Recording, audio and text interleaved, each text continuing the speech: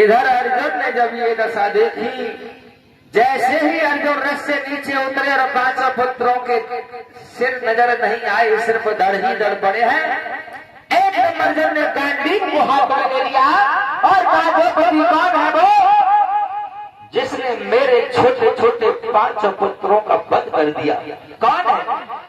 अरे मुझे एक बार बता द्रौपदी, मैं कसम खा के कहता हूँ उसे जिंदा नहीं छोड़ूंगा, ये मैं प्रण करता हूँ। भगवान कन्हैया पास नहीं खड़े, बोले क्यों अर्जुन, प्रण बहुत जल्दी कर लेते हो?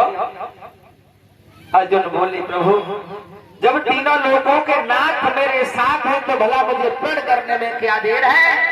आज मेरे भैया अर्जुन अपना गांडीव धनुष लेकर के भगवान कन्हैया और अर्जुन दोनों चले उस अश्वत्थामा को पकड़ने के लिए।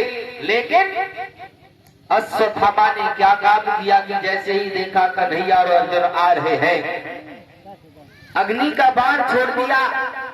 वो अग्नि का बाण सीधा भगवान कन्हैया अर्जुन की तरफ को आ रहा है। अर्जुन अपना बाण मारते हैं तो वो अग्नि का बाण अर्जुन के बाण को जला देता है। अब अर्जुन घबराने लगे। भगवान कन्हैया कहने लगे, क्यों अर्जुन, तुम तो ये कह रहे थे कि मैं जिंदा नहीं छोड़ूंगा, मैं प्रण करता हूँ। अब ये देखो क्या हो रहा है। आज अर्जुन भगवान के पैरों में गिर पड़े, प्रभु रक्षा करो, रक्षा करो, अन्यथा ये तो मुझे ही मार डालेगा। उसी समय भगवान श्याम सुंदर ने अपना सुदर्शन चक्र निकाला और जैसे ही सुदर्शन चक्र को छोड़ा तब उस अग्नि के बाण को काटा और अश्वत्थामा को पकड़ लिया। अश्वत्थामा को पकड़ के रथ के पीछे बांध लिया, घसीटते हुए जैसे ही द्रौपदी के पास में लेकर के आए हैं। कहा, द्रौपदी अरे देख ले, यही है तेरे बेटों का हत्यारा, जो भी सजा इसे देना चाहती है दे। और जैसे ही द्रौपदी ने देखा ये तो अश्वत्थामा है, गुरु का पुत्र है, ये तो द्रौपद है। द्रौपदी एकदम कहने लगी, बाजी बात, ये गुरु का पुत्र है और अगर मैंने इसे मरवा दिया तो मुझे बहुत बड़ा पाप लगेगा। मेरे भैया अंत में द्रौपदी ने ये कहा कि कोई बात नहीं, मेरे पुत्र तो चले गए, लेकिन इसको जिंदा छोड़ दो, इसको मत मारो। देखिए द्रौपदी के दिल में कितनी बड़ी दया। अरे जिसने द्रौपदी के 5 पुत्रों को मार डाला और ऐसे दुष्ट पापी के भी लिए द्रौपदी के दिल में दया आ गई, लेकिन फिर भी भगवान कन्हैया ने इशारा दिया कि अर्जुन ये ऐसे चला नहीं जाए। आप एक काम करो, इसके मस्तक में मणि है, उस मणि को निकाल लो और इसके सिर के बाल मुड़वाओ, क्योंकि ब्राह्मण को तो इतना ही बहुत है।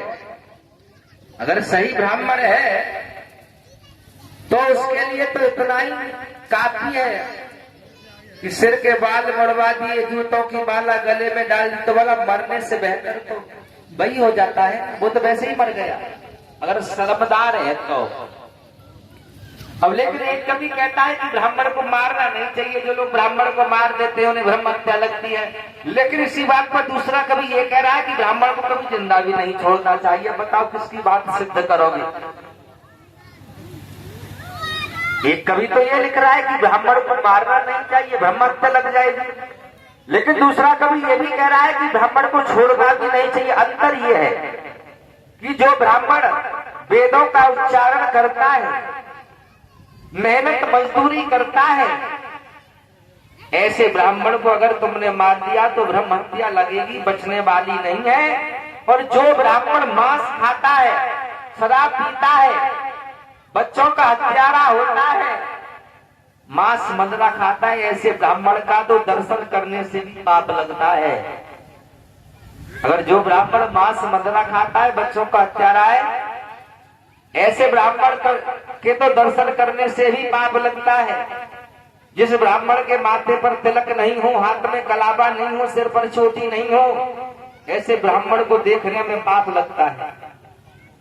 मेरे भैया आज अर्जुन ने उसके मस्तक को चीर के मणि को निकाल लिया और अश्वत्थामा को वहां से भगा दिया। लेकिन अश्वत्थामा फिर भी चैन से नहीं बैठा, फिर भी चैन से नहीं बैठा। जो अभिमन्यु थी उत्तरा, जिसके गर्भ में जो बालक